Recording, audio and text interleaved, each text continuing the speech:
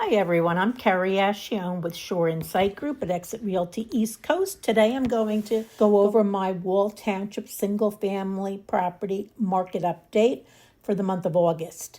So first we're going to look at what closed in the month of August. And as you'll see here, we have 18 closed homes. We're going to look at the speed to contract and also the percentage of asking price received. So 6 homes went under contract in the first week and sold for an average of over 107% of original asking price. In week 2, we had 5 homes and their average dropped to about 100 and almost 5% of asking. 1 home went under contract in week 3 and got about 104% of asking. By week 4, we had 3 homes, and that average dropped to under 100%, or roughly 97% of asking. And then again, by week 5, we had 3 homes go under contract for 88% of asking. We had 1 home that took 90 days to sell. It was the most expensive listing, over $3 million. That closed for 94% of asking. My takeaway is clear. The faster a home went under contract, the stronger the price achieved. Homes sitting more than 20 days consistently sold below asking price. So next, I always like to take a look at what went under contract. So we had 25 homes go under contract in August. They're all awaiting their closing, so we don't know the close price yet, but we can still look up the speed to contract. So 3 homes went under contract in the first week. 9 in week 2, 5 in week 3, and 3 in week 4. That means 20 out of 25 homes, or 80%, went under contract in the first month. But beyond that, we had 4 homes that lingered for well beyond the first month, into 50 to 55 days before going under contract. And again, the one highest value luxury property took 95 days.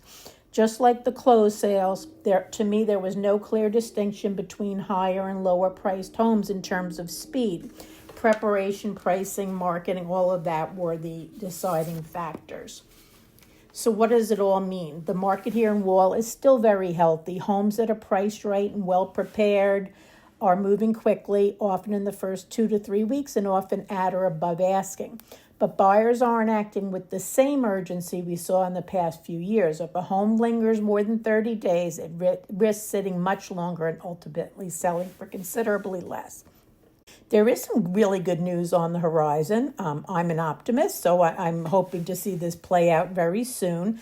The Fed is likely going to be lowering the prime interest rate at their next meeting in September, and that should bring a similar reduction in mortgage interest rates.